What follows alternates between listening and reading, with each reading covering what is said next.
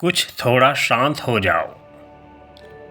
जो मैं कहने जा रहा हूँ ये बात कोई गुरु भी नहीं बताएगा, क्योंकि सत्य हमेशा असहज करता है। लोग कहते हैं मेरे कर्म खराब है।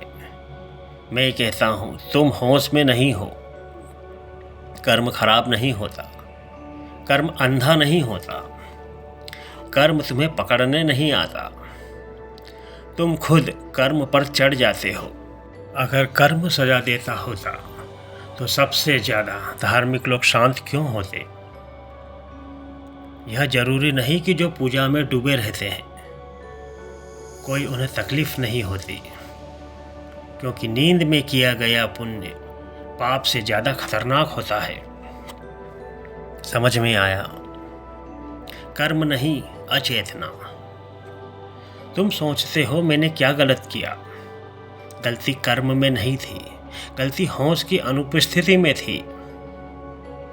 जब तुम क्रोध में बोलते हो तो शब्द नहीं निकलते, जहर निकलता है। जब तुम लालच में निर्णय लेते हो तो पैसा नहीं चुनते, बंधन चुनते हो। कर्म नहीं बांधता, कर्तापन बांधता है। कर्म तो आईना है, हथकड़ी नहीं। कर्म तुम्हें रोकता नहीं, कर्म तुम्हें पकड़ता नहीं। कर्म बस दिखाता है, देखो तुम कहाँ जा रहे हो। लेकिन इंसान आईने को तोड़ देता है और कहता है आईना झूठा है। तुम कहते हो वह आदमी गलत करता है फिर भी सफल है। मैं कहता हूँ सफलता नहीं, विलंब है। कर्म दंड नहीं है, कर्म देरी से आने वाला संदेश है। और जब संदेश आता है तो बहाना साथ नहीं लाता। नदी बहती है, वह पूछती नहीं यह सही दिशा है या गलत। जो बहता है वह नृत्य करता है, जो विरोध करता है वह थकता है। नदी किसी को नहीं थकाती, संघर्ष थकाता है। कर्म नदी है, नींद पत्थर है। कर्म से मुक्त कौन? जो जाग गया।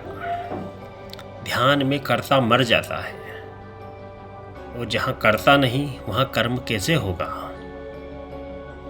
मैं कहता हूँ जब तुम नहीं हो तब कर्म भी नहीं होता। यही मुक्ति है। अच्छा आदमी होना मुक्ति नहीं है, बुरा आदमी होना बंधन नहीं है। अचेतन आदमी होना सबसे बड़ा पाप है, क्योंकि वह समझता है कि मैं सही हूँ। अब आखिरी बात बहुत ध्यान से सुनना।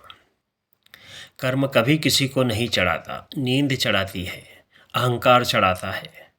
मैं करता हूँ यह भाव चढ़ाता है, और फिर गिरने पर तुम कहते हो कर्म ने गिरा दिया। नहीं, तुम गिरे क्योंकि तुम जागे नहीं थे। अगर यह बात तुम्हें थोड़ी सी भी असहज लगी है तो खुश हो जाओ, क्योंकि असहजता जागरण का पहला लक्षण है।